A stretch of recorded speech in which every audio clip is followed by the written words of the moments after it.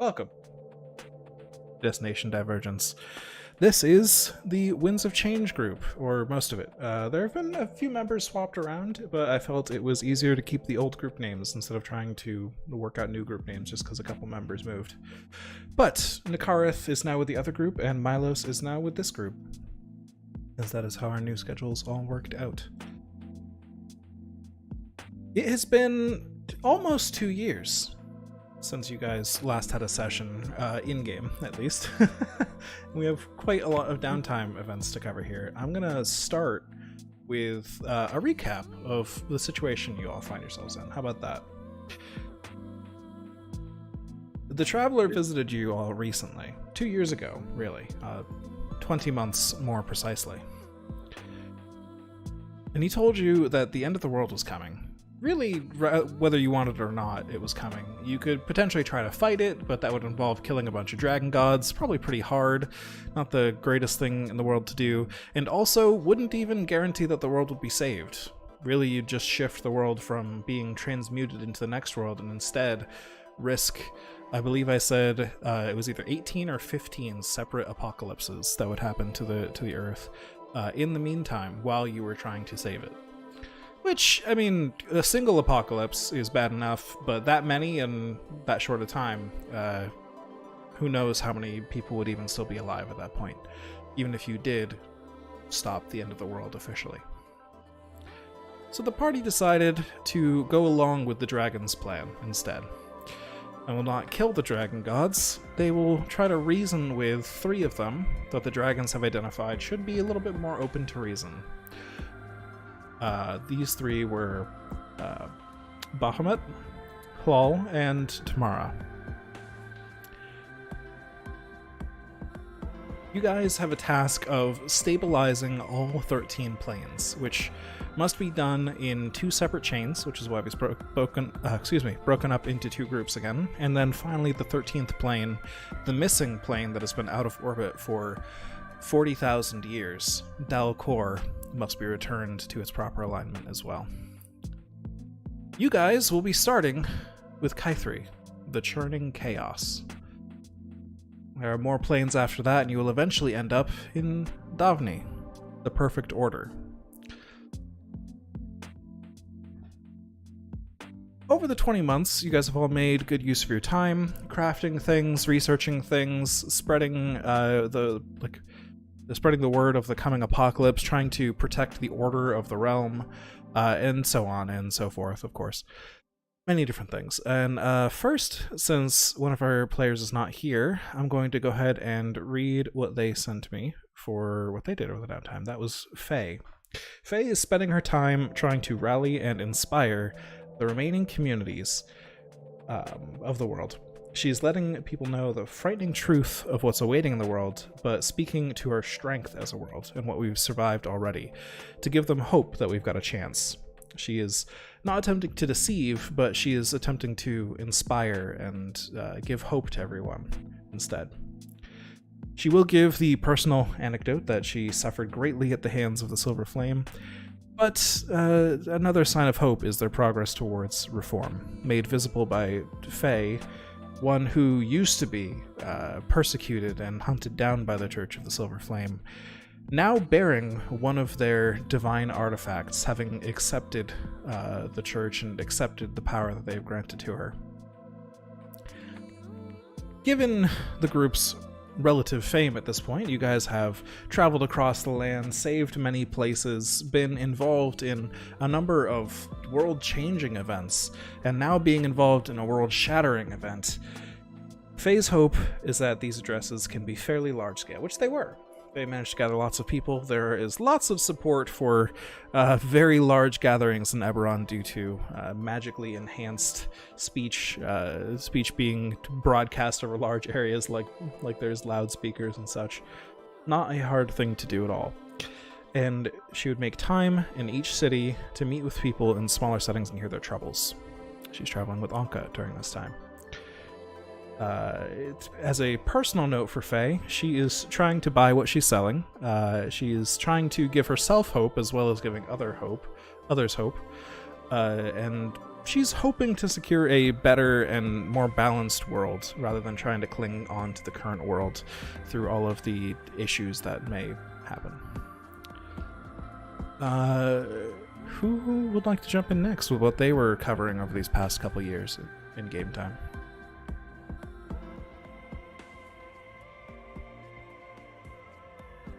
All right, I nominate Carrick since you're at the top of my Discord list. Sounds good. So Carrick decided to go back home to Valinar, and it seemed like his country's military, which is many of its people, were focused on conquest. And in light of the recent news we had gotten, Carrick wanted to try and have his country get ahead of the rest of the world and subduing the chaos that's inevitably going to unfold due to people finding out that the apocalypse is arriving. So he managed to convince them by going on a campaign into Karnath and taking out one of their leaders, one of their Lich leaders, and bringing that successful campaign back to Valinar, where he managed to convince them to use their troops to help protect the realm instead of focusing on conquest.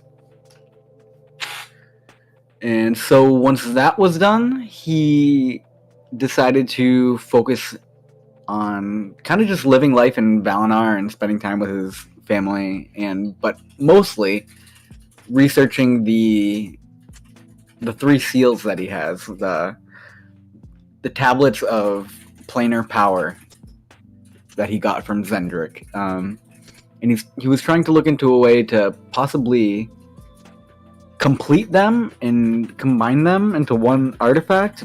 And it was determined that he needed to place these world anchors on the various planes. And I think this was a conclusion he came to with the help of many people in the party, such as Milos. And then after that, Carrick also worked on upgrading his double-bladed scimitar. And yeah, pretty much other than that, I don't think Carrick had a whole lot else going on. He got into military politics a little bit, chilled with his family, and probably went on a couple adventures with you guys. And also helped out with whatever projects the party had going on. All right. Thank you. And yes, it was very successful. You've managed to craft yourself a newly upgraded sword and all of that, which is all fancy and lovely. And you've managed to help out some of the other party members here. Since so many people were focused on planar research, it makes sense for y'all to have collaborated. We'll jump to it later a little bit, but you guys are all currently standing in a location that you've all built together. Dross sort of formed the outer shell of this place and helped craft these various portals to all of the different planes from within, so that you guys wouldn't have to burn too many temporary resources while you were trying to travel the planes and fix all this shit. So that is one more thing you have accomplished. Milos, you are next up on my list. What have you been doing these past 20 months? Milos is probably one of the later people to leave Flamekeep, since he had a lot of just tinkering and enchanting that he had wanted to do. After that, though, he would have headed southwest to Sharn with Leroy to see if he could get any support from House Cannith for expeditions into the Ondare and Seer Mournlands.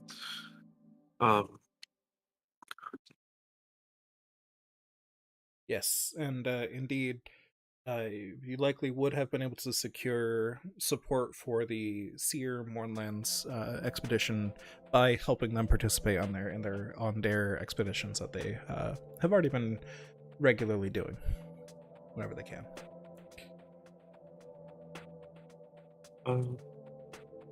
So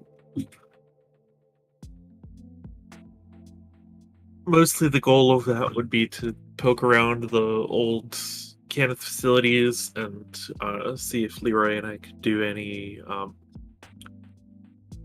planar research, since the manifest zones were strong. And at some point, Milos would have also visited Metrol, since he grew up there and wanted to pay his respects, since the world's about to end after all. Indeed. After that all finished up, Milos would help Leroy out with their universe exploration.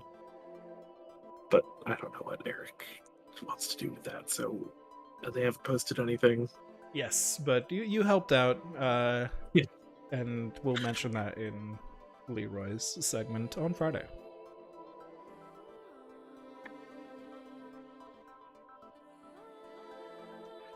Yeah, I apologize. I was covering some audio technical difficulties I was having. Did you cover the stuff in the Mournland already, or? Oh, I didn't know. Should I? Well, if you think you would tell the rest of the party about it, I mean, at least. Oh, I definitely would. Well, you can feel free to read that if you wish. Great. Read Jordan's description. We would make it to Eston, where the original Kenneth headquarters are, but instead of a city, it's just a crater. And it's kind of a clean crater, though, not like an exploded crater. Lots of bodies, mostly Warforged. Entirely Warforged? Probably. And they appear to have been soldiers of the Lord of Blades based on their memory records. And the Lord of Blades is a strong Warforged that's dedicated to the destruction of all the flesh-born people. And then he discovered something and disappeared. And in the center of the crater, there's a creation forge, which is what the Lord of Blades found, which seems to be the machine that creates the Warforged. And there's mist coming out of the forge that matches the mist from the Mournland. So, like, maybe it's responsible. Maybe it had one of those shards in it that was powering it. Who knows, really? I don't. Milos doesn't either. Spooky. Very spooky. Yeah. Alright, so that was Milos's 20 months. You also had some crafting to do, yeah? Did you already cover that? Yeah. Some fun stuff? Cool. Excellent. I do apologize, I had some technical difficulties in there, but I believe the stream caught what you were saying at least, so that's on record. Clemens. What has Clemens been up to for 20 months? Clemens got her old pirate crew back together after beating several of them into submission. And then she chartered an airship, loaded it out with big weapons made by some cool artificer people, and went following all the strange and mysterious leads that she had gathered over her pirate career, trying to find the most ancient and hidden knowledge that's been just kind of tucked away in the corners of the world, and hoping that it will uncover something helpful for us. And just trying to recruit lots of specialists of all different kinds to be able to provide whatever services might be helpful for both her mission and the upcoming mission. Indeed. I imagine in most cases she found just lots of treasure that she used to pay people with. Yes, very, very helpful, that treasure, for sure. But also, I think it is reasonable that Clemens, having traveled so far and so wide, there are many manifest zones all over the world, and many people who have experience with these manifest zones. Some people who have even visited the other planes and come back alive.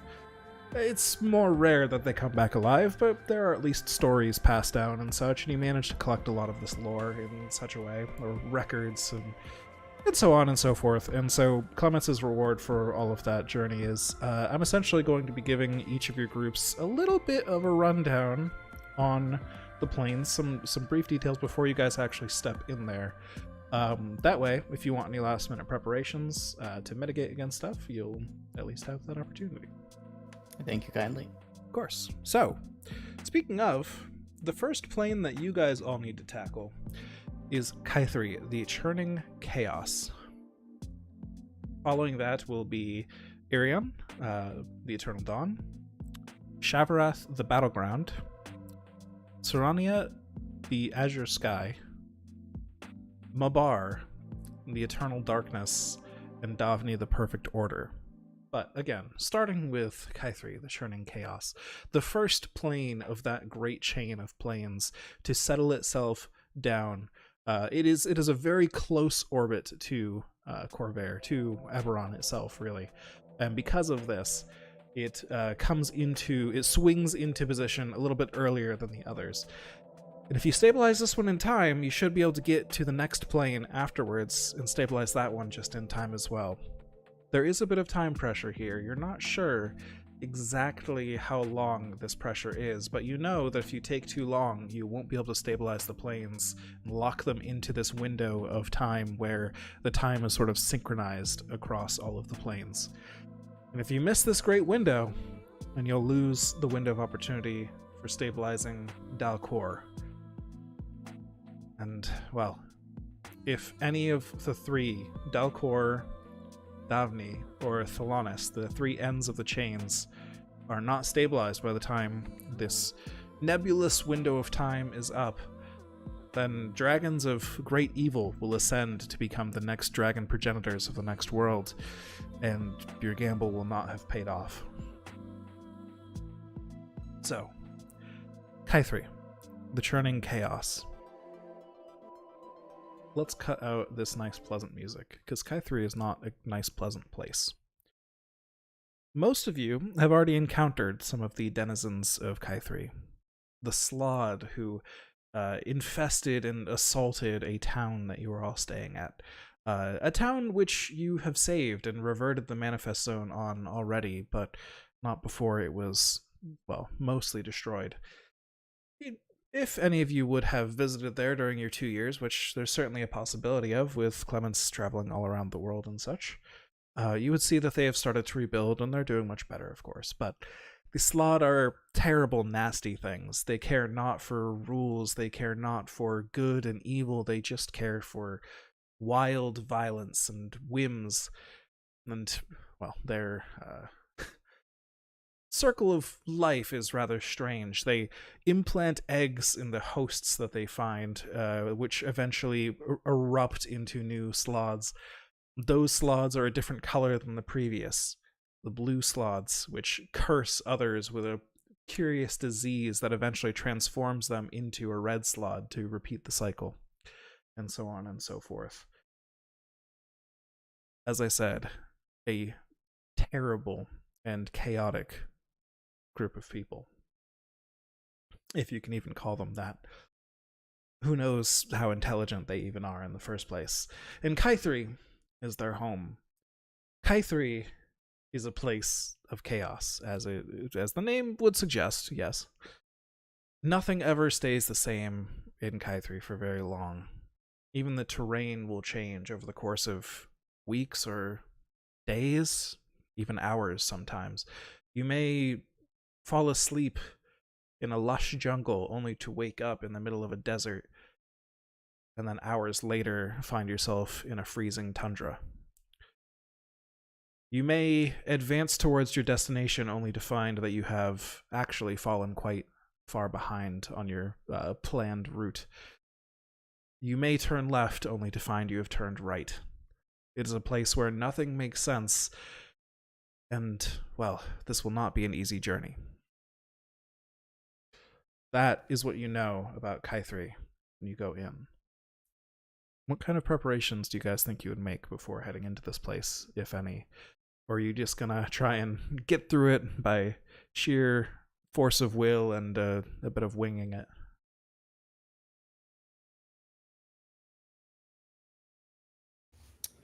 No clue. Well, we should probably all agree to one another that we don't drink. That you That- don't drink what? That wasn't an. Is my audio not working? Your sentence cut out like a word or two early, but not terrible. Oh, sorry. Uh, what was I saying? We should probably all agree to each other beforehand. We're not going to drink the water like last time, Mm. because Oh, drinking yes. the water was a traumatic experience for pretty much everybody. What happened with the water? People drank it, and people who drank it saw stuff that wasn't amazing. I think that's what made Clemens age like 15 years. I believe you were thinking of Zoria, the Realm of Madness. Oh yeah, I was. Never mind. Yes. You guys were in a manifest zone of the Plane of Chaos in Stormreach. The ground was shattered and cracked. There were like mountains and hills like just erupting from the middle of the city, causing buildings to collapse. People with strong forces of will could command the terrain to change around them, things like that. It was quite a nuisance. But yeah, Zoriat came later. Fortunately for you all, the other group's going to have to deal with that one, I believe. I'm sure you would have forewarned them of the water, and they'll have Nakarat along with them.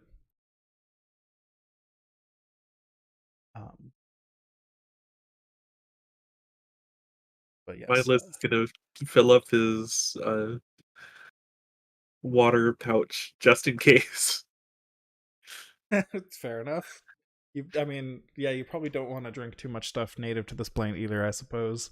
I mean, you may drink a very cold beverage only for it to turn very hot in an hour or two, and cook yourself from the inside out. Well, I think that the more chaos is involved, the less time we want to spend here, because then there's less time for things to change. Does that sound right? That makes sense. So, although we have to place the anchors at a set time, right?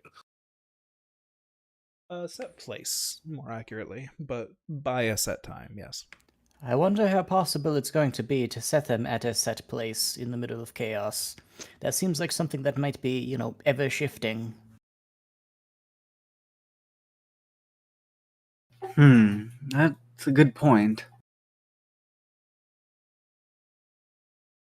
Do we, how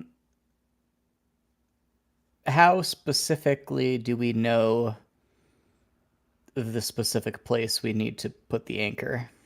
The world anchor will point to it until you have reached your destination. Gotcha. Well, if we follow the anchor, I suppose... Doesn't really matter, does it? We could just follow it. It's not like we need to be making any rational choices.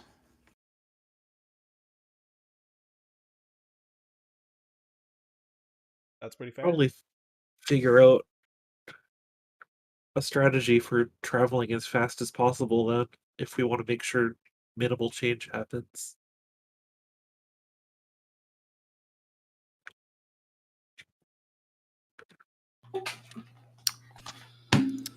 I guess. How would... Go ahead. I was just asking, how would we... How would we do that? As in, how would we travel quickly? Is that the question? How... Yeah. Good Not question. sure without being there. When we went to Arisia, though, it was awfully hard to even walk around from the cold.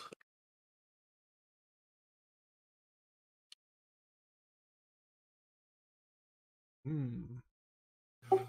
Well, with my my new weapon upgrade, I no longer need these winged boots. If someone else would rather use them, then we have another person who can fly on our team. Faye can already fly on her own. True. When we last encountered this plane, did protection from evil and good give us any relief from any of the strange effects we were experiencing? I cannot.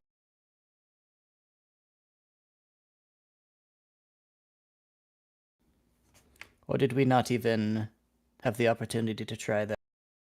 Sorry, say that again. The last time that we encountered this plane, did we have the opportunity to try casting protection from evil and good? And if we did it give us any relief from any of the magical effects we were experiencing?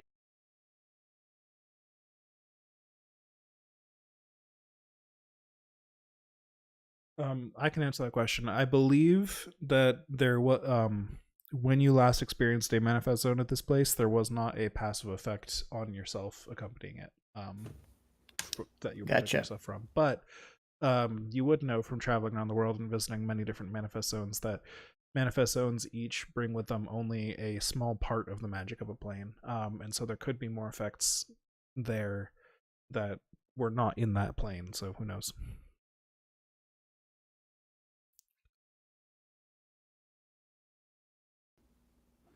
So perhaps it would be for the best to have. Are we taking our airship? Do we still have the airship? The one that we've. Well, I like the idea of taking the airship. That would be cool. And if Let's we- put it let's through a just portal.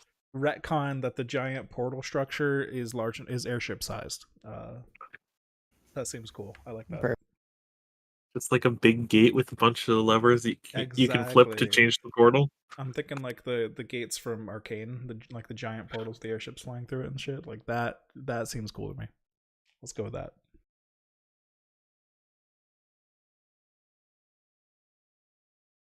So yeah, you can take your airship So if you if- wish. If that's the case, then probably we should have our pilot under the effects of protection from evil and good, even if it might not actually do anything. It's probably a good idea to try it. Yeah, I can definitely do that. I can handle that myself here. In fact, that may be a good spell to put on the spell storing item. So I think I will do that. Yeah, that is a solid catch-all planar travel spell.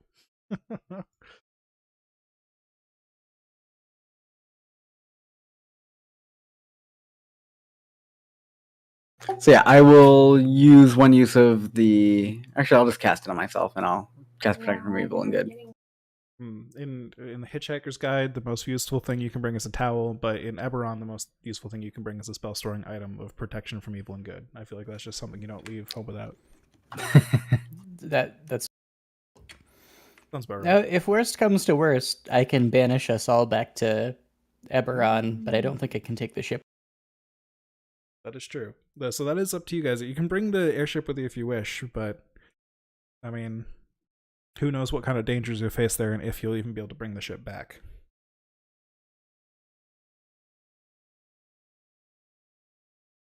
I really don't want to lose the ship. Like the plane of chaos. Like. Do you get it? If we Yeah. don't take the ship, how are we going to travel? Do either you, Milos, or Clemens have a means of flying? Yeah, I can do. fly, but it only lasts for 10 minutes, and we have no idea where we're gonna pop. Milos, do you have a means of flying that lasts longer than that? Let me check my gadgets real quick. Nope, that's also 10 minutes. Okay. I have some winged boots that I could give to one of you, but that only solves the problem for one of you.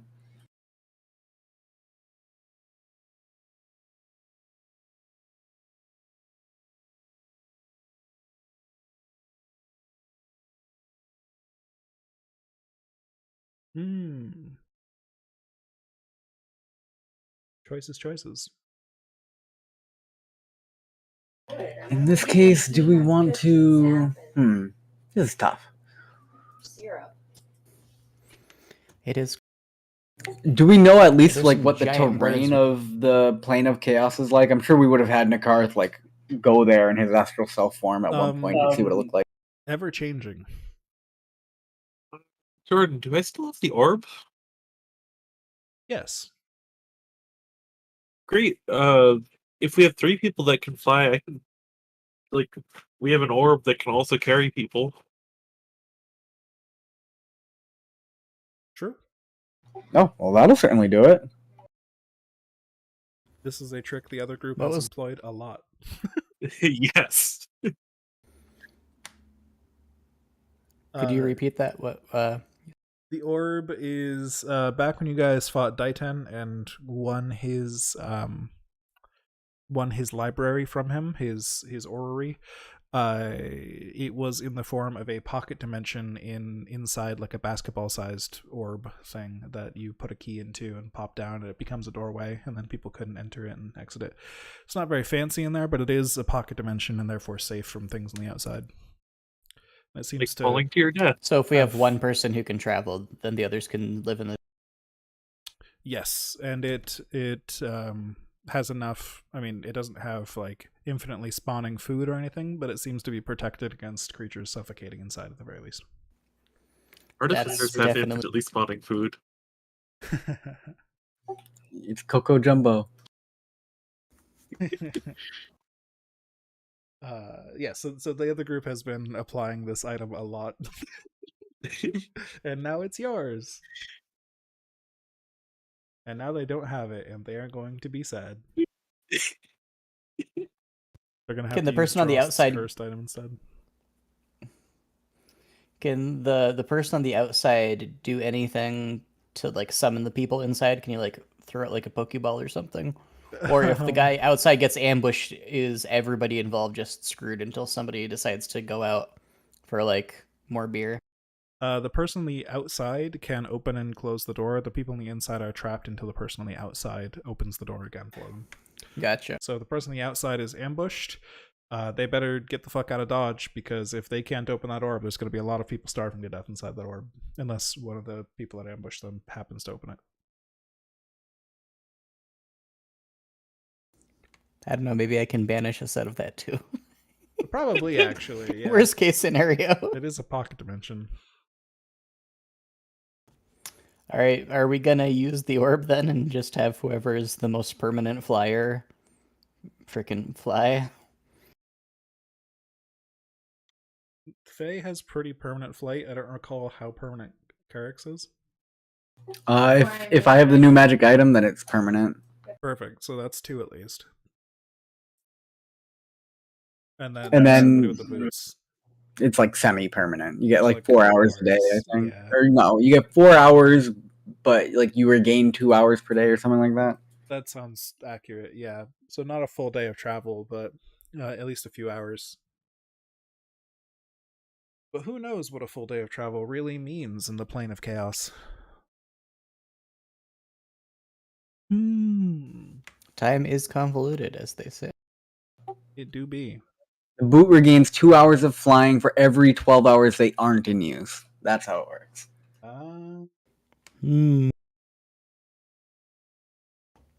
Maybe by the magical power of chaos, you can take them off for like 10 minutes and they're fully recharged. Just set them 10 feet to the right where the time zone is different, and they'll... Yeah. Chaos is awfully convenient, isn't it?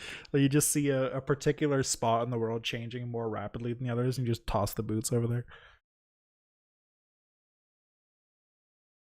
Perfect. You pull your hand back and it's a skeleton. Yeah, But you know, exactly. your winged boots are instantly charged, so it's worth Yep, true.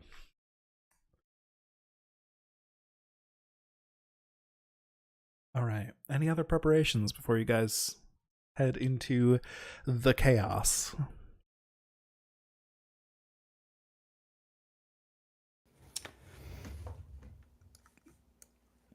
All right. I heard a sufficient enough silence that I'm going to say you guys are heading in at this point.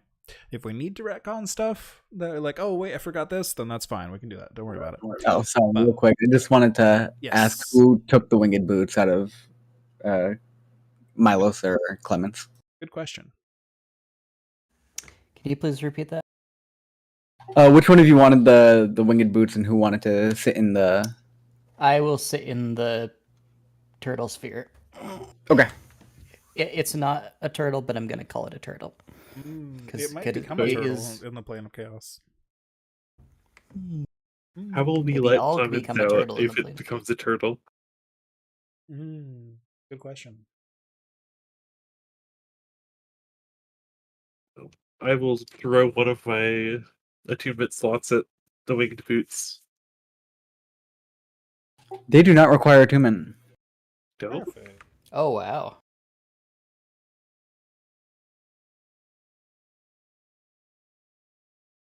It's like one of the best magic items for It's that so reason. They're stupid. so good.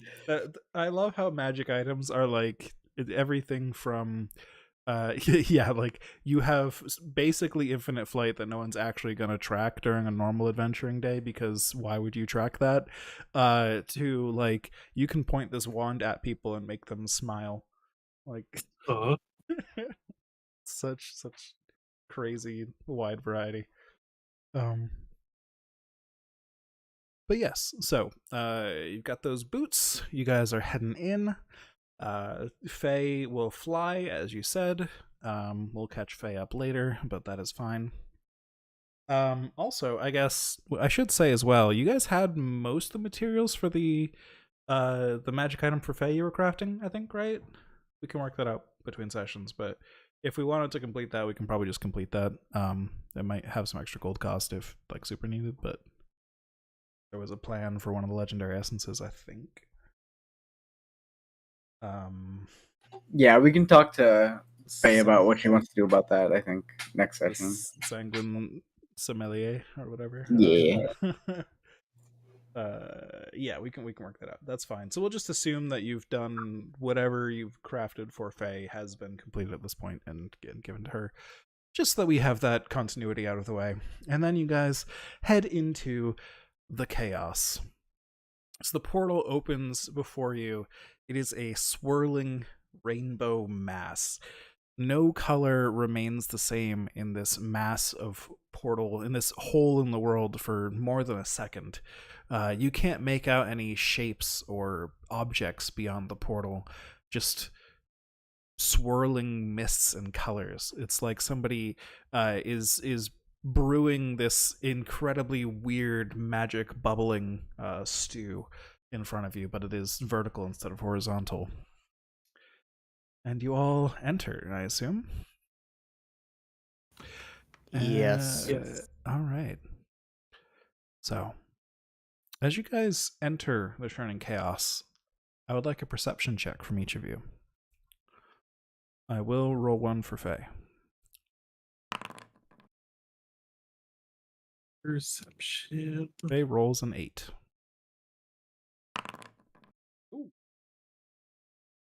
We take this. Ooh! All right.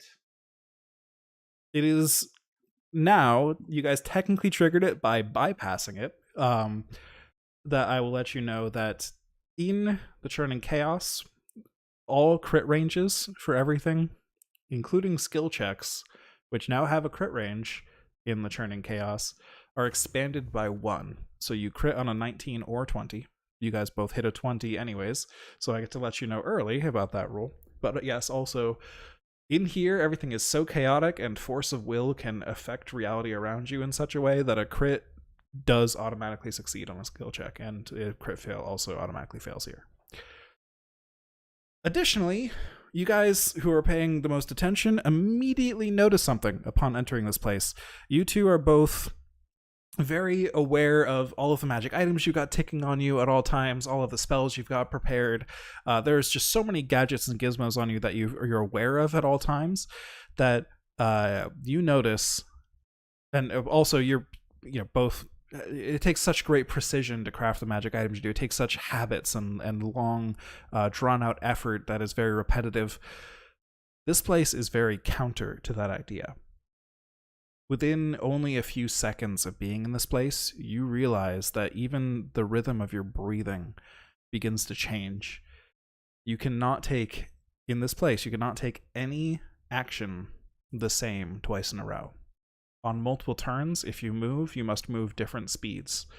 If you attack, you can attack on multiple turns, but they must be described narratively in different ways, and so on and so forth. You cannot simply repeat patterns here. They must be changed in, at the very least, subtle ways. That is what you immediately notice. Your environment, on the other hand, you guys are standing on a beach. There is a shallow pool of water at your feet. A tropical row of trees behind you. This beach and this island is not very large. Only a few dozen feet wide. Just a tiny little island poking up out of the water. But the water is not very deep. The water extends only a few feet out from the edge of the beach and then cuts off abruptly into empty space and open air. The island you are standing on is floating through this massive empty space that you are standing in. One of many islands, all of which are different biomes. There's an island that is a mountain with a snowy peak. There's an island that is a desert. There's an island that is just a glacier inside out with a lake in the middle.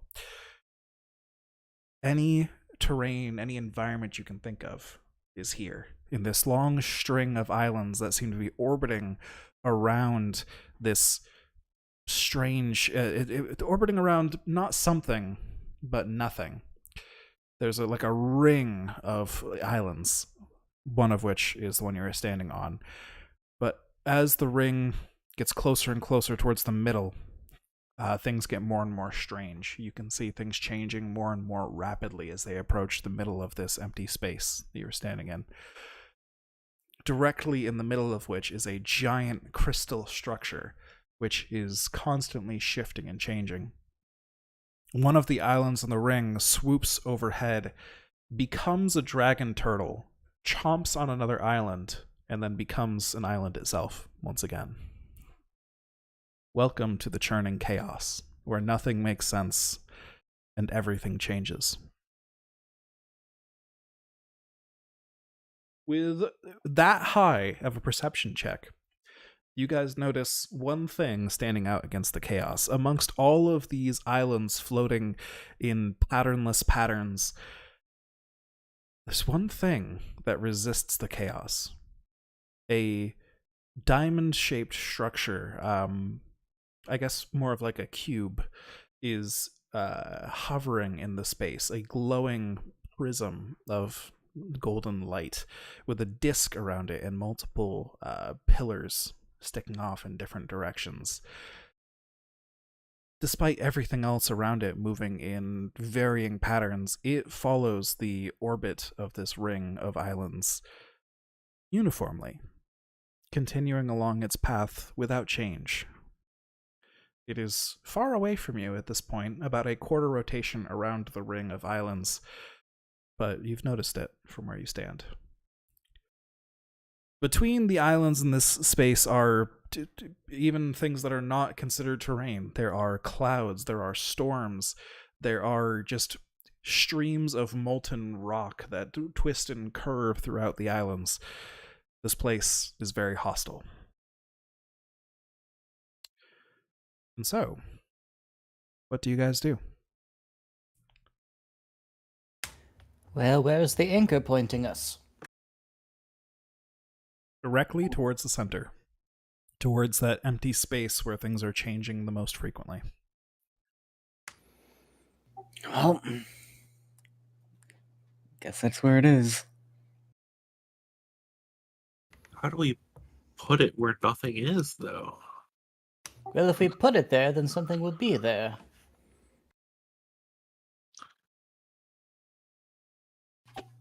She has a point. Yes. How big is the anchor?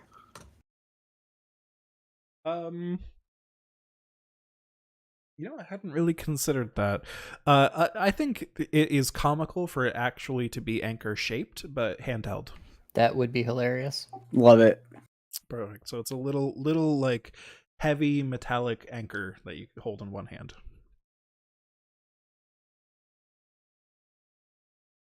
It's got some heft to it, but it's not like straining to lift it.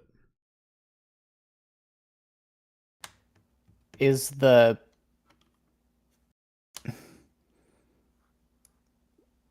center like visible from our position, or is it like we can sort of like see the outer effects of it, but we don't think we're going to be able to see what's like truly there unless we get closer? Well, you can and you can't, because every minute and every second you stand here, it changes. And so the location remains the same that far into this giant ring, this giant disk of things rotating in space. But its actual, like, the makeup of that place is changing at such a constant rate that it's hard to really make out, if that makes sense. And there are things forming and deforming in the way of your vision constantly as well. Rocks fly by, lava, waves of lightning, because that makes sense somehow, roll by as well, things like that. So what's the process of us actually planting this anchor? That's a great question. I feel like this is just kind of gonna be one of those we figure it out as we go situations. So I don't think. sorry. No, go ahead.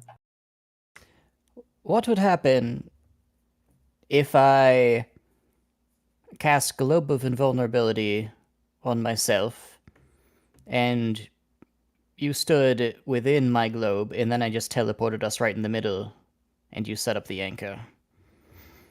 How far can you teleport? That's a very good question. One moment. Mm-hmm. To a destination I select. The destination must be known to you. It must be on the same plane of existence. Your familiarity determines whether you arrive there successfully. Seen casually is a fairly low chance of actually making it there. It's a little bit better than 50% chance of being right where I want it. If it's viewed once, 75%. 25% chance. If I've only heard a description, 25% chance. I think as just a general thing for this place particularly, Yes. because of how constantly in flux it is very hard for you to gain any level of familiarity with it. Gotcha. It is that space in... I'm having a hard time describing that, because the book actually says that time and space in that location have very little meaning, and the dimensions of space in that location are constantly in flux, as well as gravity, other things.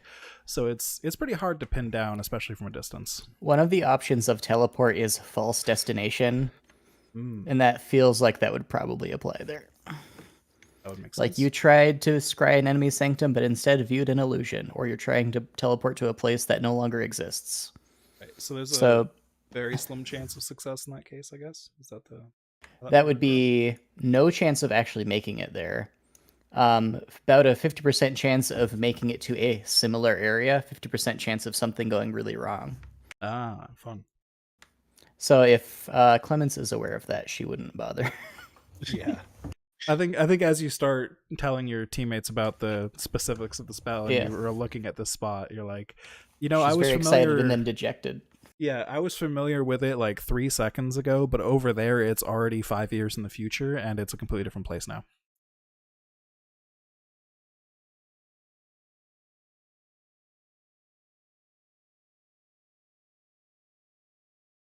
So who knows?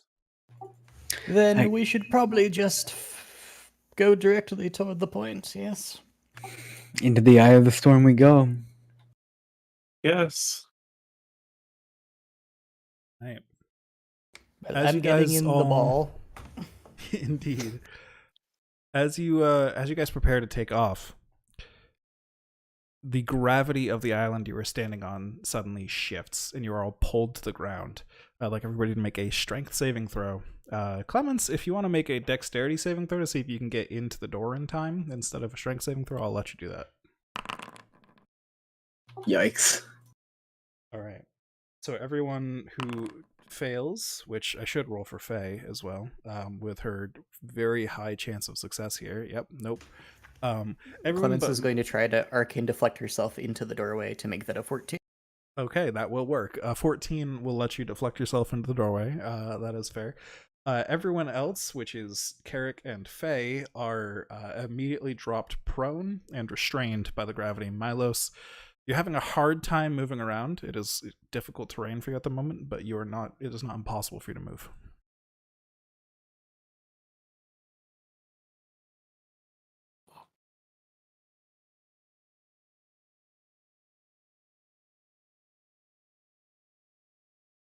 Faye begins meowing in panic. I don't know.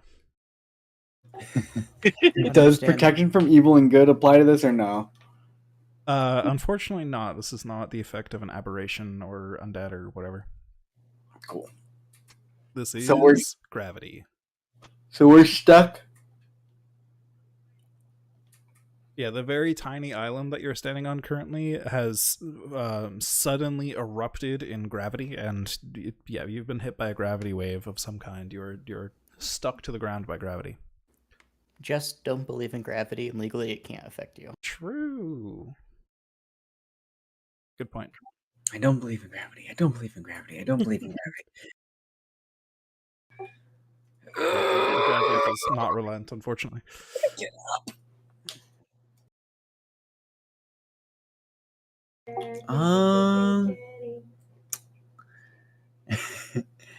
I'm kind of tempted to try something and just see how it works. All right. Same. Can I cast Magnify Gravity?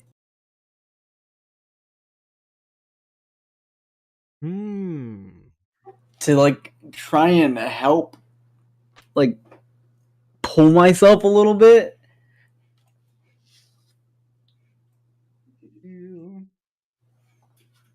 Dang. This is Magnify Gravity. Yeah, that's true. I don't think that's actually going to help. I think it's just going to make it worse for me. I think that might just make it worse for you, yeah. If you had a spell to like reverse gravity or something, I think, or some other form of pulling you up into the air, probably good. But I think that one in particular might be the opposite of what you want here. Try making you smaller. Do you think that would help? I feel like that'll just make it harder. Let me try this, and I'm gonna try and cast Gust of Wind to like push myself off of it. Okay, cool. Roll me just a spellcasting modifier check.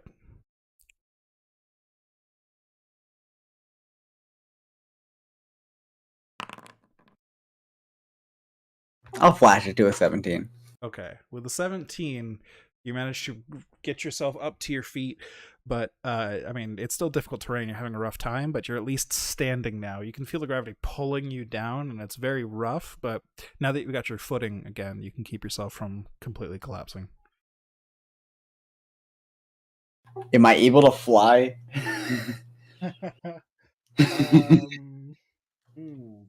Like, I was trying to like rocket myself off this thing. That's if fair. I could. That's fair. I think with the results of the skill check you got, all you've managed so far is to stand on your feet. Fair. Who was the one person that didn't get stuck? Was it Clemens? Clemens is in the ball, having a ball. Or Milo. Oh, I'm sorry. I meant Milos. That's correct. I would ask you to come help us, but I feel like you're just gonna get stuck here too. It feels pretty heavy over here too.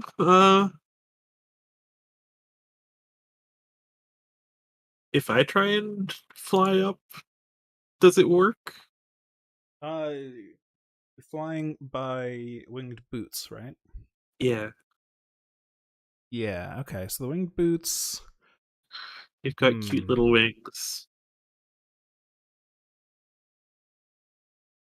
I'll say that at this point, both of you, if you want to fly, can, but you're going to spend 5 feet of movement for every 1 foot of movement you make while flying, due to the intense gravity. Fair. Better It's than very slow, none. but you can start to hover. All right, I'm gonna try and also like drag Faye along with me. All right. Once you, If I get into the air, I can lift Faye. true. I suppose 2 of you together, especially helping Faye up. Once she's righted, she can fly alongside you guys. She has a fly speed as well. Oh, I meant with a Trex metal. Oh, Just God. yoinked her into the sky. There we go. Yeah, that's perfect. I like that. You get up high enough and then just yoink. Gravity versus magnetism. Indeed. What school is attract metal? It does not say in the little notes at the bottom for some reason. Transmutation. Transmutation, you say? Yes. You feel as though this spell has been empowered in this place. Uh-oh. Faye comes flying at you much faster than you expect, and I need you to make a dexterity saving throw. All right, you and Faye are gonna collide and take 2 points of bludgeoning damage each. Just Ow. as you bonk a little bit.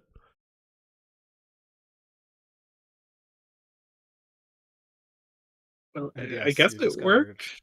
transmutation spells in this place are stronger than intended. So there are rules for that. I, as a GM, can just say, hey, that works better than you thought, and also, the range and duration of any transmutation spell in this place is doubled by default. You have just discovered by casting a transmutation spell. Hmm.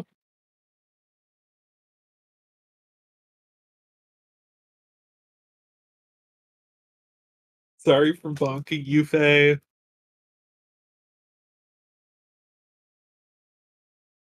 Faye meows sadly, I guess. I don't know. She gives a cat girl hiss. At this point, you guys have lifted yourselves up off the island, and as you move just far away enough from it, you tumble out into space as the gravity suddenly lifts as you've gotten far enough away from the island to leave its effects. And you are now flying normally. Thank goodness. Hell That was yeah. awful.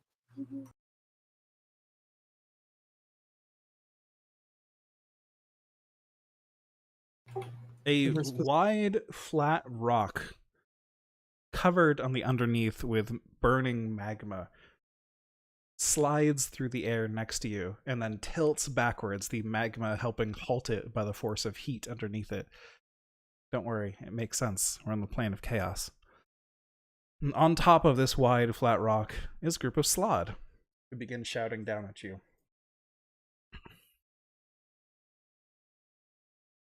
Uh-oh. Newcomers, visitors, travelers!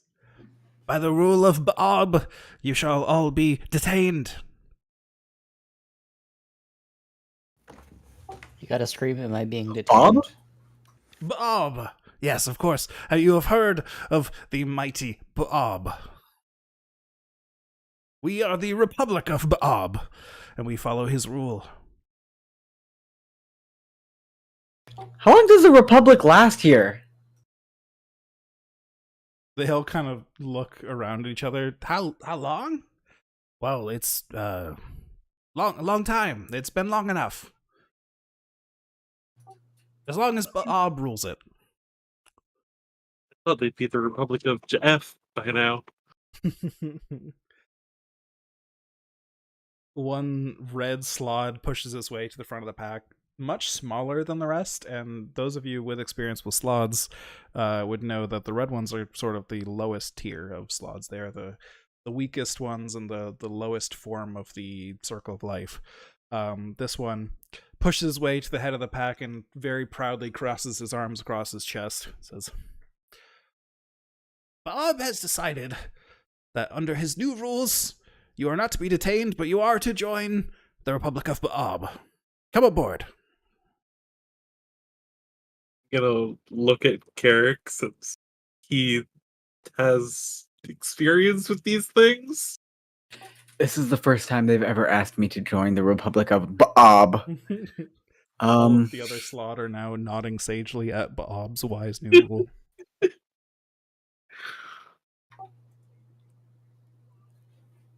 If we join the Republic of Baab, will you take us that way? As I point towards like the center of the chaos.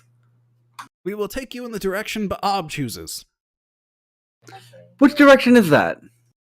That way. Baab just kind of points in a vague direction.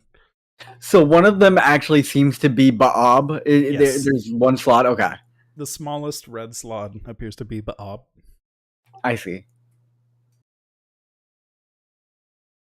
So sorry. Which way did he point?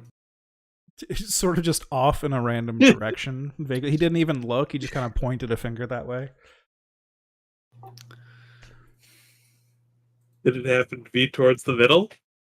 You know what? Roll me a D100. On a 99 or greater, it's towards the middle. But unfortunately, no. It was actually against the rotation of the ring and sort of 90 degrees away from the middle. Carrick is just gonna go. Oh, so this way. Points towards the middle. Got it. Thank you, and just start. Yes, of course. That is the way Baab has pointed. Yes. And I just start going towards the middle. Thank you, Baab. Your service was greatly appreciated. I'm gonna look back and forth at Carrick and Bob, and then just follow Carrick. All hail the Republic. Of course you appreciate Baab. Who wouldn't appreciate Baab? He's Baab, one of them says. He is quickly kicked off the rock and falls into the abyss. The Bob is dead. A Long new live slot Bob. suddenly appears on the slab of rock. A different color than the last.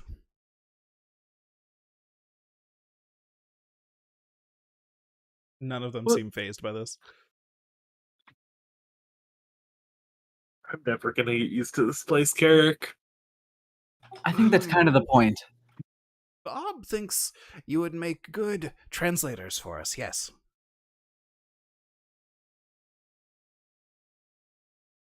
Translators, like for what? Oh, translators of understanding, translators of knowledge. Translators of Bob's rules over those who resist.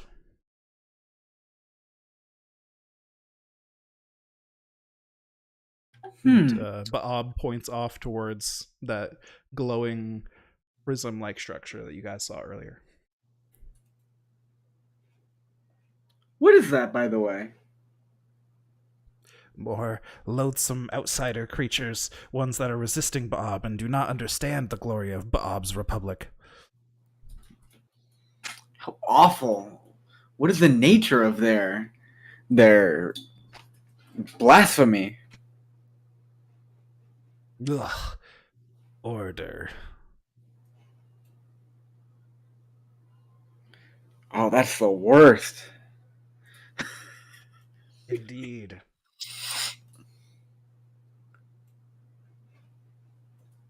Baab now rules that anyone that kisses up to him too much shall be detained, and he points down at Carrick, and a bunch of slots start to move in. They start I need to go down by. Yeah, they can't fly, so they just start jumping off the platform after you and just fall. So what sort of people are are these order loving, not Bob? What do you mean?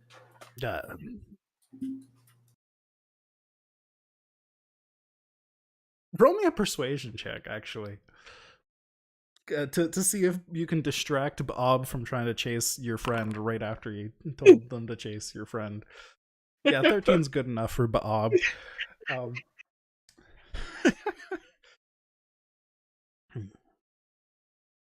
Well, they have green skin, but they're not green slod. No, pointy ears. Strange people. They sleep I too don't- much. They meditate. They don't follow our ways. I Goblins, don't know clearly. any. Are they? Sounds like Gith, probably.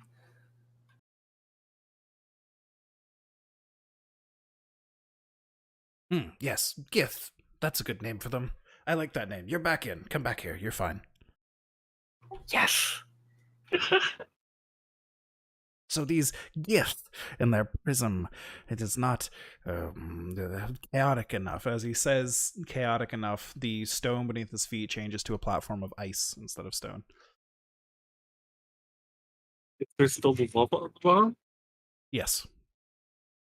Of course. So, are you coming or not? Great translators you will make.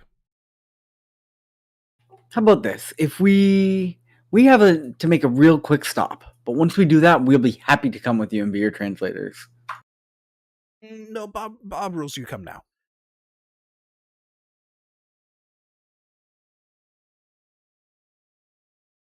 And Bob's first rule is that Bob is in charge, so you must listen to Bob.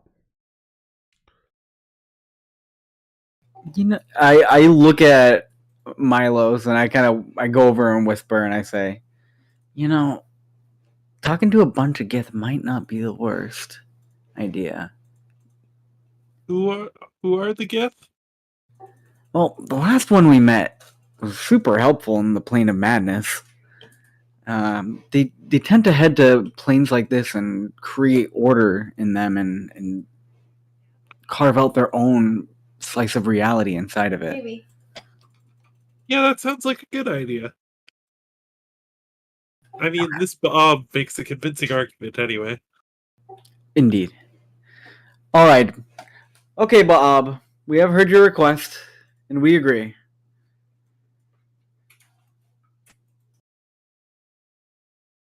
Well, Bob is bored now. Bob is leaving. The platform starts to move away. Wait, you are guys you follow going- it and get on? Are they going to the diamond structure? They do appear to be moving in that general direction, yeah. Okay. Yeah, I'll land on it. Right. It is very strange to be standing amongst all of these Slod when a couple of years ago you fought them and witnessed the horrors that they have done to humanity wherever possible. But I don't know, these ones seem to be following this Bob guy, and well, for now they're not killing you, so that's a bonus, I guess. I'm gonna probably say Charlie is not here, but I'll say Faye is probably a little apprehensive about this. Oh yeah, Carrick is like has a hand on his weapon the whole time. Yeah. Milos They just has have, no clue what's going on. They have blue Slod and red Slod and green Slod, and there's one of them who has been very quiet this whole time, sort of staying to the center of the pack, a very large gray Slod who has many scars and wounds across his body, and his eyes glow a deep red, but he just sits there like a rock, unmoving, not caring for the rest of this nonsense.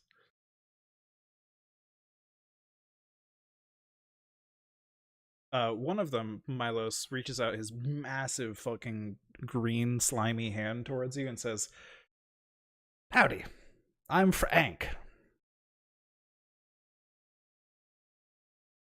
Hello, Frank. Frank? Yeah, Frank. Frank. Frank, yes. It's Jim now, actually. How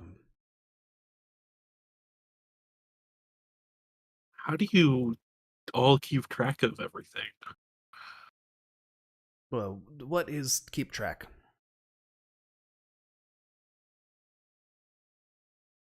He turns away from you, ends the conversation, and begins talking with another Slod. It's just immediate. The conversation forgotten.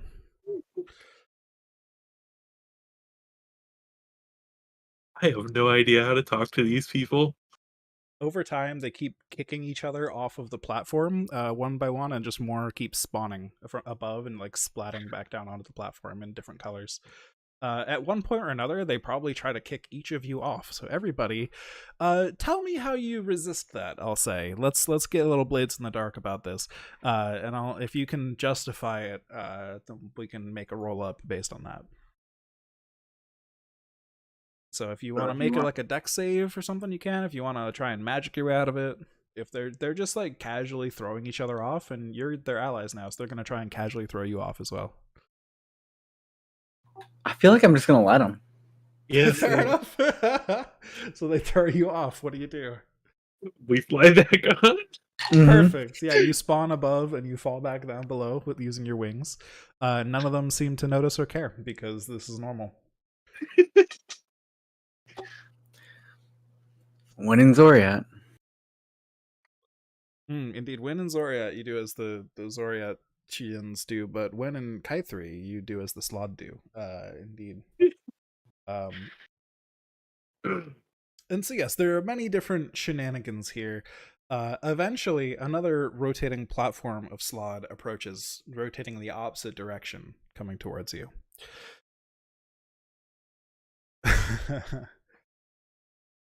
Wait, another rock of slot? Is that what you said? Another rock of Slod comes hurtling towards you in the opposite direction on a collision course with this one.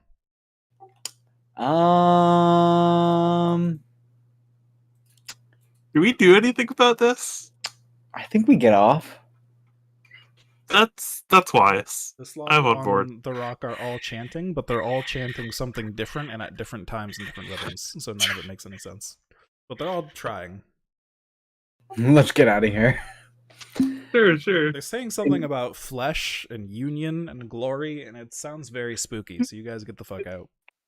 The Slod on the platform you're on, the Republic of Bob, don't seem to notice you disappear. This is normal. Where do you guys go? You're about halfway to that glowy prism at this point. It is surprising how quickly you've moved around this ring. You look back, and you feel like you weren't moving all that fast, but only a few minutes have passed, and you've traveled like dozens of miles.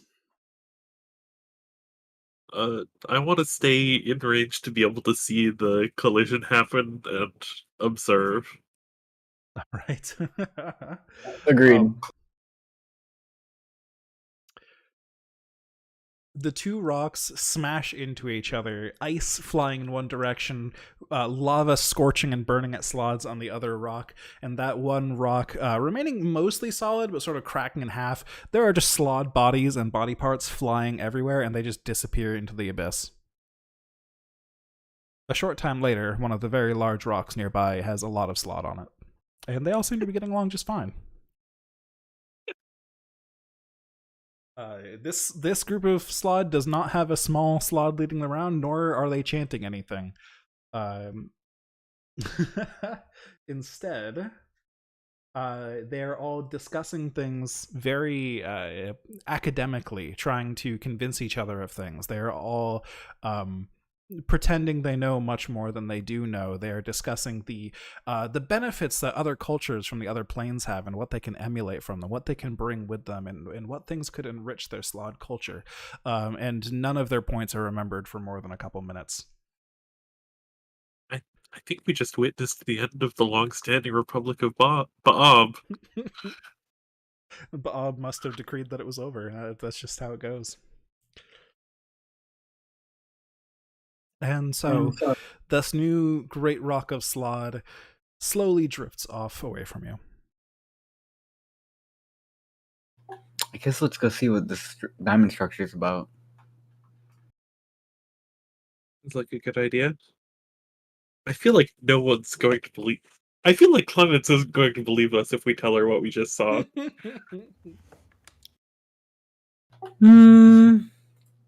I feel like a few more minutes in this plane and she might. It's possible. It's probable. Who knows? I mean, technically, this window of time that you guys are in right now is where the planes are at their closest alignment, and the passage of time is, well, the most similar it's been in a long time. But, well, this place, if any of the planes were going to have a weird time thing, this might be one of them. So, who knows how long it's been for Clemens in there?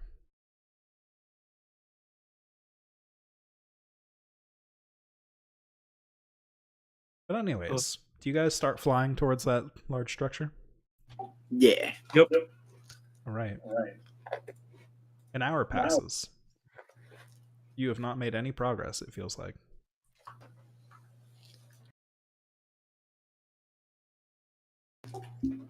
What is with this place? Yeah, they do. Feels like it just goes on forever, but it's also so small. Like, how could we move so fast earlier but not move at all now?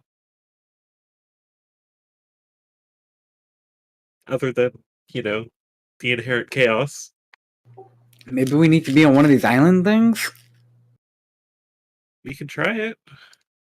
I don't see a better option. Are there any, like, nearby?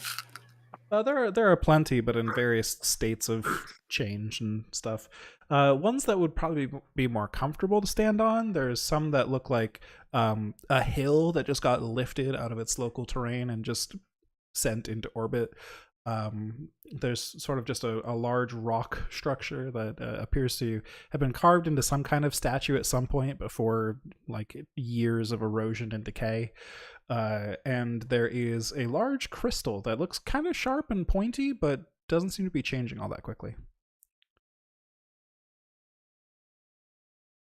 Others include a pool of magma, a wave of lightning, and just a ball of boiling liquid.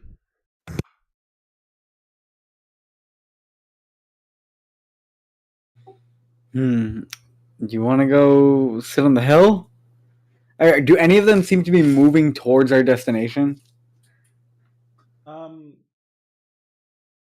The ring is sort of all moving at different rates, and things are moving clockwise, counterclockwise, and so on.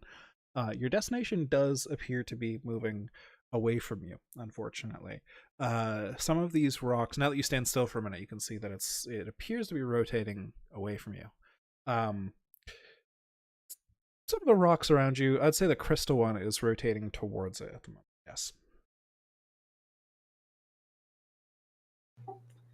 I guess let's try and grab hold on the crystal. Right. The ground is hard beneath your feet. It feels almost like you're standing on some kind of glass-like structure. And yes, every edge here is incredibly sharp. And very slowly over time, the edges of the crystal are moving. So you have to kind of be on your toes a little bit because you never know when part of the crystal is just gonna slowly come down and try to slice you. But the crystal is moving slowly towards your destination, it looks like. How long would you guys like to stay here and see how close you get? I'm not sure, but I'm thinking maybe we should check up on Clemens, make sure she hasn't starved to death. If we don't know how long it's been in there. That's pretty fair.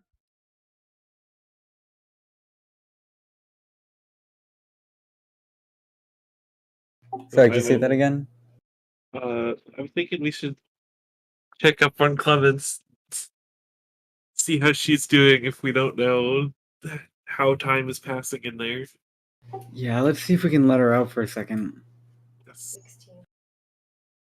Clemens, it has been 30 seconds since you went into the chamber. The door Well, opens again. finally get a chance to read that book. Oh, come on. What? Are we being attacked already? Attacked? Is it time for a...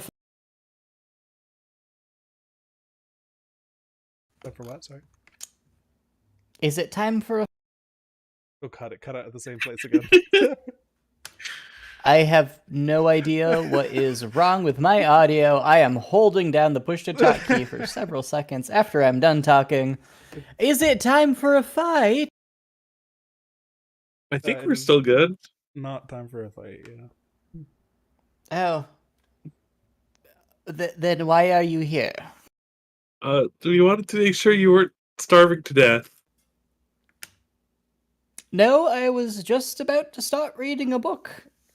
I assumed it was going to be, hours before we arrived. I mean, it's been like a little over an hour. Oh, I guess time is a little different in here. It's been about 20 seconds. Oh. Okay. So I guess I won't have much of a wait. I'll just do some squats, limber up, wait for the rest of everything to go down. I suppose no real sense in starting the book. Mm.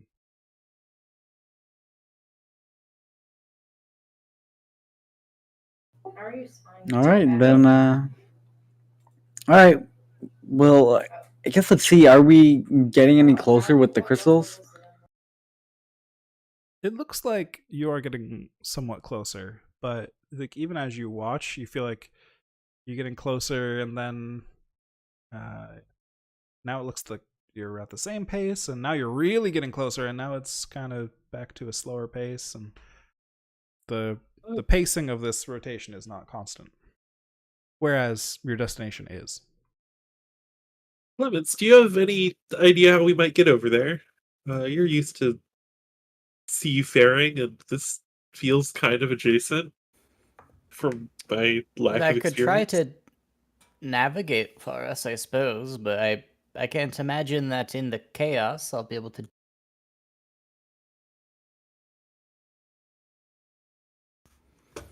Would you like me to give it a try? Sure. All right, I would like to try to navigate us over there, Mr. DM. I do have Alright. my navigator's tools that I have proficiency in. Sounds good. How are you gonna change the direction of the, or how are you gonna change the motion of the crystal you're standing on? Do your teammates have spells they can use, or you have spells you can use, or something? Or Have they explained to me anything about the about the what? about the? About the crystal. I Let me assume you're change my saying. audio settings real quick. Okay. Yeah, no worries. I have no idea what it is, but Maybe I'm still not sure like what I need to change, but I okay. Oh, I don't hey, know what you guys are hearing, but it seems like you're not hearing. it's just like it's like your audio is cutting out like halfway through your last word every time, or cutting out the entire word every time. Last word. Otherwise, you sound clear. I don't know why it's cutting out early though. Yeah, the rest of it's really good. Just the last word is consistently awful. I'm just plugged directly into my interface. I don't know what the issue would Classic. be. The Windows.gif. Yay! Woo. Yeah, have they explained to me at all any of their experiences with the crystal yet? They The crystal that we're on? yeah, they Yes.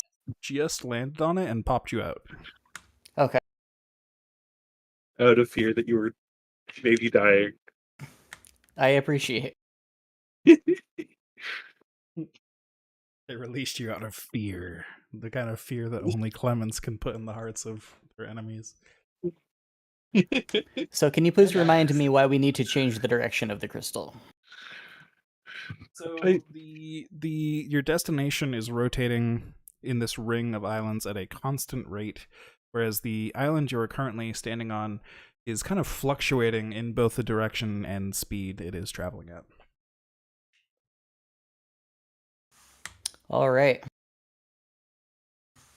Is there a reason we're not just flying instead of standing on the island? Well, we flew for about an hour, but we didn't really get any closer. So we think the island is more permanent, sort of, in some way than we are, maybe? We think that if we stand on the island and move it, maybe we'll arrive where we want to arrive? Well, it seems to be moving with the flow of this rotation, which can either move very fast or slower or some seemingly not at all. But it does seem to be getting us there faster than we were.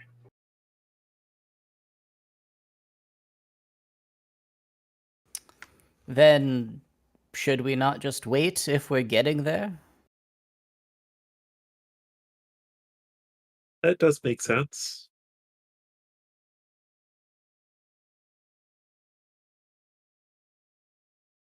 I mean, yeah, that works for me.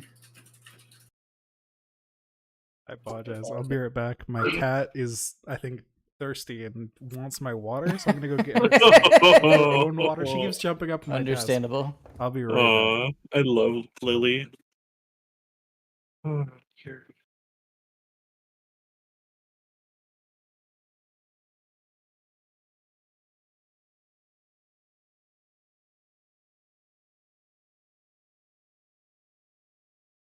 So we're going to the cube to talk to the order people, and then we're going to the middle to drop off the anchor. I guess that's the I think. plan. I'm kind of hoping that these Gith that live inside this diamond structure have maybe some idea of or way that they can help us maybe get there faster or make it easier for us. They seem to be able to control the chaos here. Any luck? Well, that's promising. I'm back. Welcome back. The cat has been hydrated. I think she actually just wanted attention. Oh, So she's still hovering Understandable. around the desk, probably gonna jump up on it again, but there she is.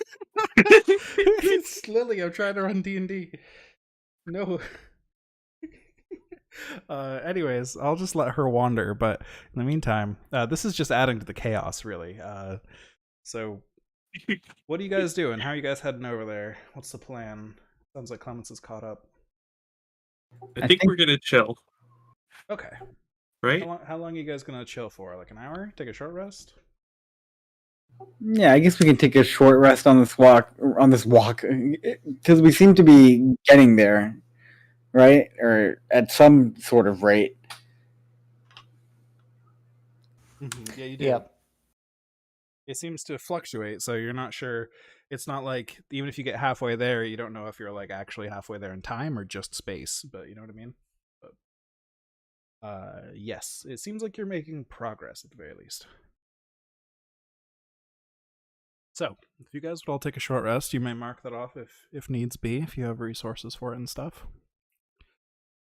And in the meantime, Let me hit dice to recover 2 health.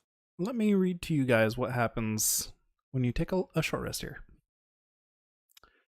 You trigger the feature. Lily! You trigger the feature, a cat jumps on your desk. Oh no. I wish. A displacer beast manifests on the island. Please don't step on my keyboard, at least. Don't hit all my hotkeys. Everything will break. Thank you.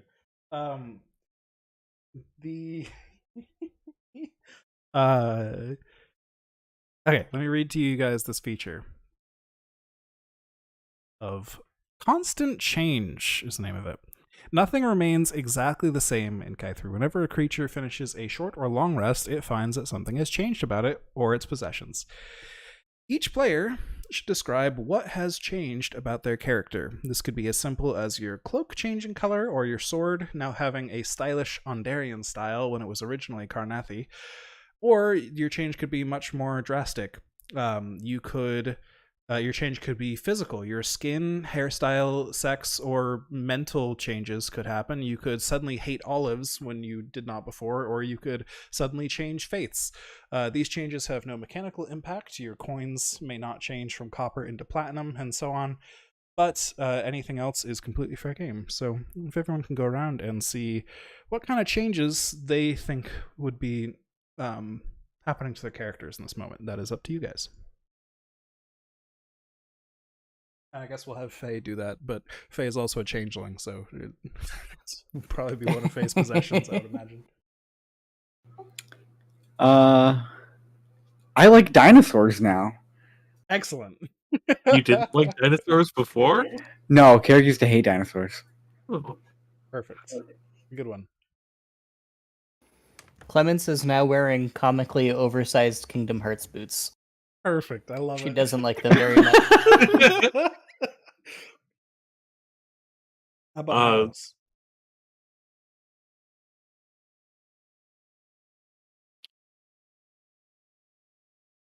I think let's turn his hair into nice silver.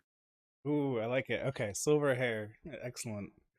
So we got silver hair, we got Kingdom Hearts boots, and I like dinosaurs now. Classic. So you all notice this change over the course of the short rest, but otherwise you're not like harmed in any way by this, and of course none of it is mechanical, but some cosmetic changes to your characters. So, the end of an hour, you guys are feeling pretty hungry for some reason. It's only been an hour. You guys have only been here total of a couple hours, and you ate just before you left, but you feel starving. You are getting pretty Does close to anybody your want some destination. rum? I feel hungry. Me too. Sure, I guess I could use some rum. Clemens will pass out some rum. Hell yeah. Nothing better than getting drunk in the plane of chaos. That'll really Oh yeah. add to things. This isn't even our final form. What would acid Perfect. be like on this plane? Oh god. Oh, You just turn Having into a an acid slot. trip. yeah, you just become the slot, exactly. All right.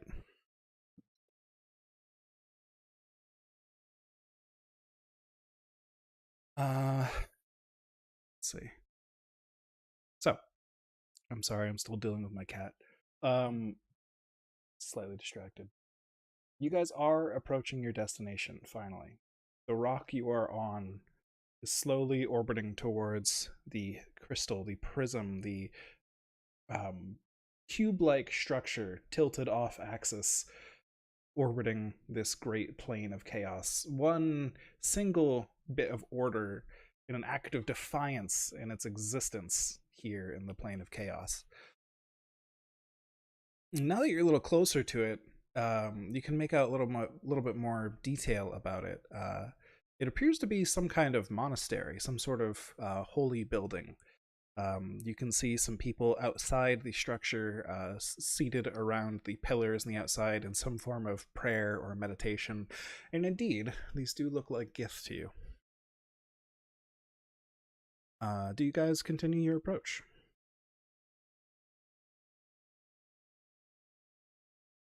Well, Yes. if they're what Carrick thinks they are, then yes. Right.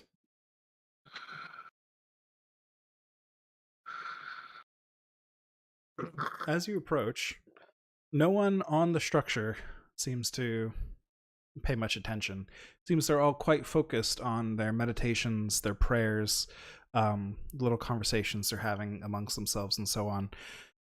As you can probably imagine, when you're in the plane of chaos and everything is constantly changing around you, and you're basically always seeing essentially hallucinations at all times, you tend to filter out the things that are outside of your little bubble of order, and so they don't really even see you approach, because to them you're just another hallucination, just another strange twist of chaos amongst the sea of chaos here on Kaithri.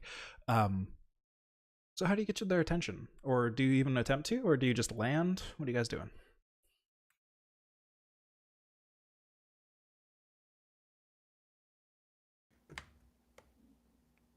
I like just landing and seeing how long it takes for them to notice us. Am I getting back in the orb for this? Yeah, I figured we'd pop you in and then pop you back out once we landed. When you need to use an HM?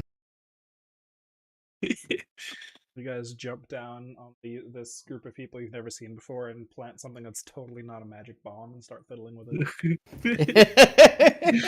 This is your captain speaking. Please fasten your seatbelt and prepare for landing. Muttering about getting the time right.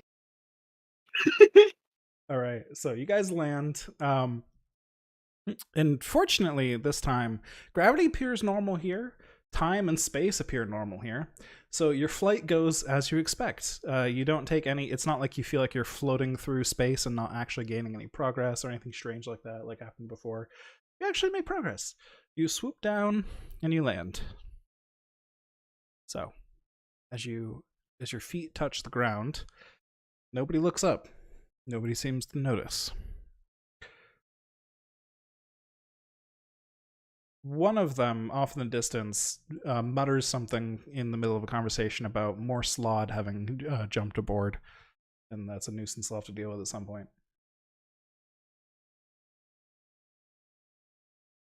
If no one pays much mind to us, Carrick will speak up and go, excuse me, hello?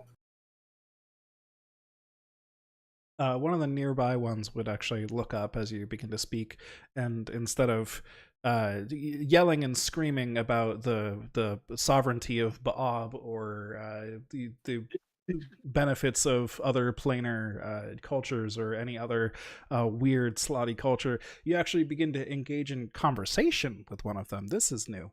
So one of them looks up. Oh, you're not a slod, are you? I certainly hope not. You're not from what do they call it? Eberron, are you? We are, in fact. Yep. Oh boy. Okay. Well, we're not gonna take what you're selling. I'm sorry, and we don't really have anything for you. I'm afraid to admit. Oh, I'm not sure what your insinuation is here, friend. We have no wares to sell nor physical things to ask of you. We were just more hoping to ask for some help or some advice.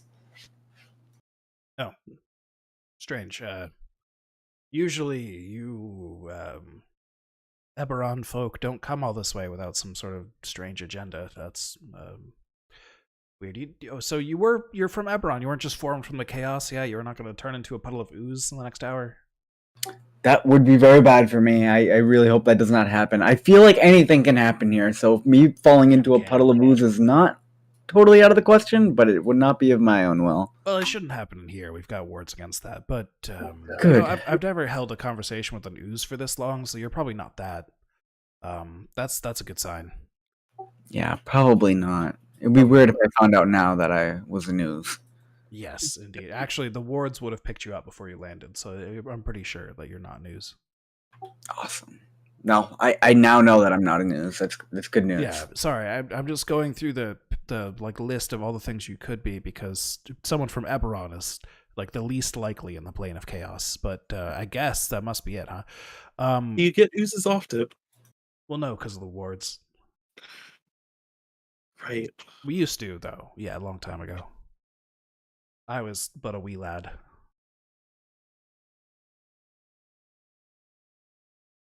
Well, I guess it might not have been that long ago, or it might have been even longer ago.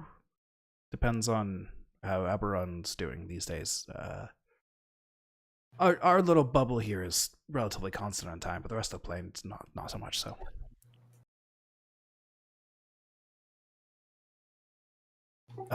Anyways, what are you here for? I apologize. This is a little surreal for me, which is ironic given the surroundings, but I understand. We are looking to get to the center of the chaos. Good luck with that one. Yeah. Yeah, we stay out here this far away from it because this is, I mean, it's just easier. Well, we're well aware that it's not going to be easy, but it's Fair enough. like you said, most folks from Everon have a strange agenda, and ours includes getting to the center of the chaos. Yeah, forgive me again. You're not one of us. You're from Eberron. You wouldn't come here without a weird purpose, and it wasn't easy to get here, I assume, either. To your place, it was not. Oh, fair enough. Well, anyways, I'm sorry to say it, but well, we have our own little community to care about here, and well, I'll be honest, we kind of have our hands full just keeping the chaos away from our little little bubble here. The advice I would give you is to not, if I'm being honest. That place is pretty terrifying. If you can help it, of course. Weird agendas aside. Well, I think everyone's existence depends on that we do. Ah. Oh, that's heavy. Yeah, we've been into some pretty heavy shit lately. Yeah, sounds like it. You know, I thought that, like, it was heavy that our own existence here depended on us, but everyone else's existence depends on you? Huh. That's rough, buddy. Well, it does seem like it will be rough at your description of how the inside of that ball of chaos is going to be. Yeah, I mean, honestly, you can stay here for a little bit if you want, but we don't have much else to give you. You know, we don't really have any rules about, like, travelers and stuff, or, like, hospitality or generosity, because we really never get any. It might be strange, but us monks of this monastery, we just sort of, well, it takes all of our willpower to stay alive here. So that's just sort of what we do. This bubble is pretty hard to maintain, I'm sure you can imagine. I can. The forces of chaos here are very strong. It must be quite the feat to keep this up. Well, I guess if you want some advice, that is a good point there. It is strong willpower of all of our members here that keeps us safe. So if you all feel particularly strong-willed, or any of that, just I don't know, bolster your determination. Think of that heavy weight you've got on your back, and hopefully that'll get you through it. But yeah, strong willpower, very good against chaos. You can kind of shape it if you have a mind for it. Interesting. We'll keep that in mind. Yeah, you should try that one out. It takes a bit of a knack, but you can really produce some pretty cool results. Like this bubble. Keeps us all safe.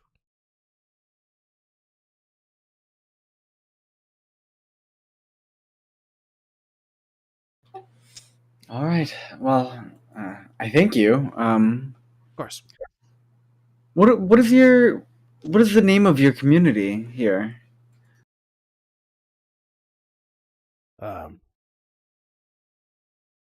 Well, we never really bothered to name the community itself, but there's a number of other islands around here. We're all sort of a collective. When we pass by each other occasionally, because we're all spinning at different rates, we'll send across trade and such, and make sure that everyone's well stocked and all of that. My name is Orzar. It's nice to meet you. Nice to make your acquaintance. But well, I'll be honest. So many of these places just disappear over time that we stopped giving them names. That's fair. No, That makes but I sense. thought- Yeah, this one's been going for a good 12 years or so, as far as I can recall. Counts on his fingers. One before that lasted about 3 that I was on. That one, unfortunately, was a little too small.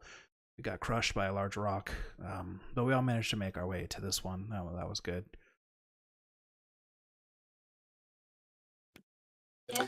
Sounds like it's not an easy life out here. Takes No, a it lot is of not. willpower. It takes a lot of willpower. That is right.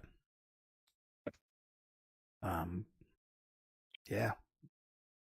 Now, it is our sole purpose in life to resist the chaos. That is what we do. That is who we are. We're the Gith. It is our act of defiance here in this terrible, terrible place. We could have settled elsewhere, of course, if we really put our minds to it. Enough willpower can even tear a hole in the plains, but now it is this struggle, this difficulty in living here that brings meaning to our lives, Something's hard, it's got to be worth doing. And the things worth doing are hard. Why? That is certainly a way to look at things. Well, for your sakes and all of our sakes, I hope you do the thing with the agenda and saving everybody. Wish I could offer you more help. Well, thank you. I think you've helped us plenty. I appreciate it. Yeah, of course. Well, anything against the chaos, I guess.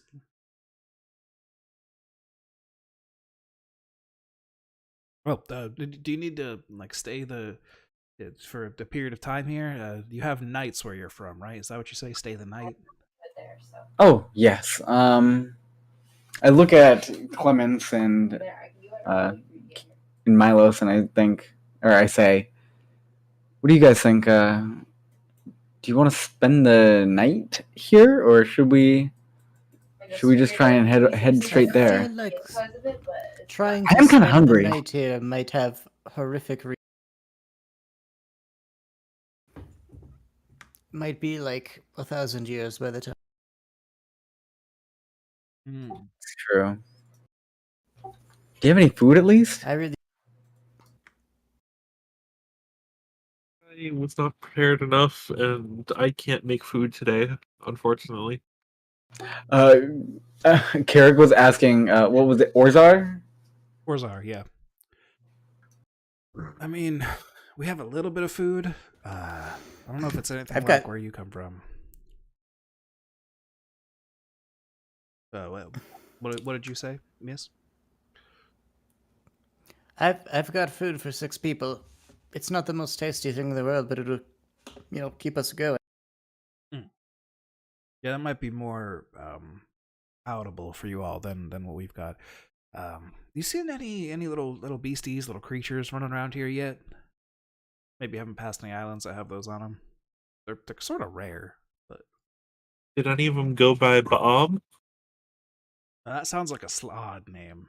Most beasties don't give each other names. They just meow and roar and squawk. Gonna look at Faye. Scream sometimes. You look at Faye, who was licking one of her paws, then pauses and stops when you look at her.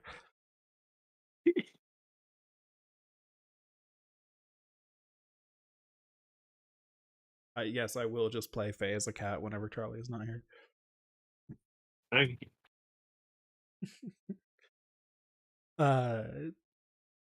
So well, we hunt those beasties whenever they're nearby, whenever we can. Well, it seems like despite how rare they are, they never really run out when we're looking for more, so it works out for us well enough.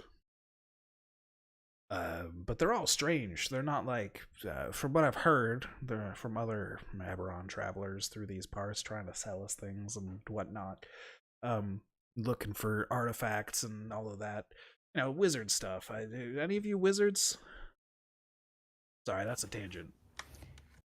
A little bit. Sort of. It's always the wizards that are pulling off weird things.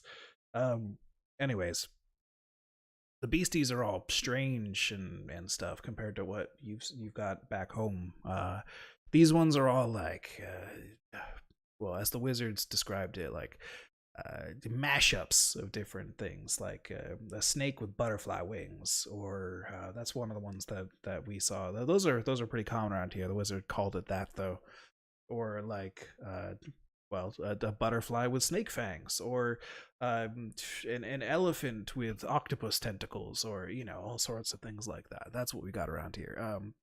And really, like, some of them are more common than others for some reason, but for most of the time we see a different thing every time. We just kind of kill them and take the meat and find a way to prepare it, and hopefully it's not lethal. They don't tend to be, fortunately. Strange stuff around here. Keep an eye out. Yeah, well, good. If you brought your own food, though, I agree. That might be more palatable. But I guess you could give it a shot if you do find anything out there. Go for a little bit of a hunt. And yeah, just remember willpower, determination. That'll get you through.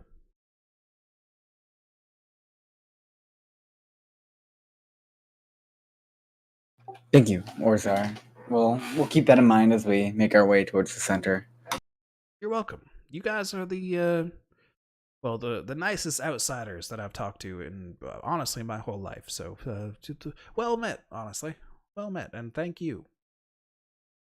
Thank you. It was nice meeting you too. Yeah, of course. Good luck on your agenda. And he'll nod and turn back and kneel in prayer again. Yeah. I always like running into Geth. They're always so nice.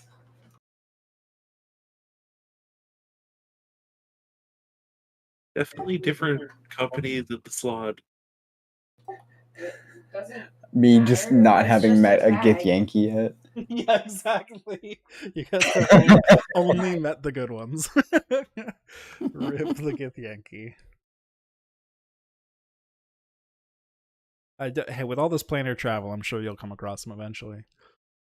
Oh yeah. That'll be fun. You're like, oh yes, more Gith, my friends. Stabbed in the throat. Red dragon comes out of nowhere. Yeah. Oh, look, it's Jesus and his death army. Exactly. I think we'll call it a couple minutes early there, just because this is a nice stopping point with you guys at this monastery, and with Faye returning next week, you'll have a good place to start off for your journey into the center of this place. And yeah, I hope your stay in Kaithri has been as chaotic as I intended it to be. I'm so confused, Jordan. Good. Excellent. Thank you very much for running this session. Of It was a course. trippy Indeed, one, thank and you. I enjoyed it. Running. Thank you for partaking in the wild ride. I will talk to you all again next week. Yeah. And some of you sooner than that,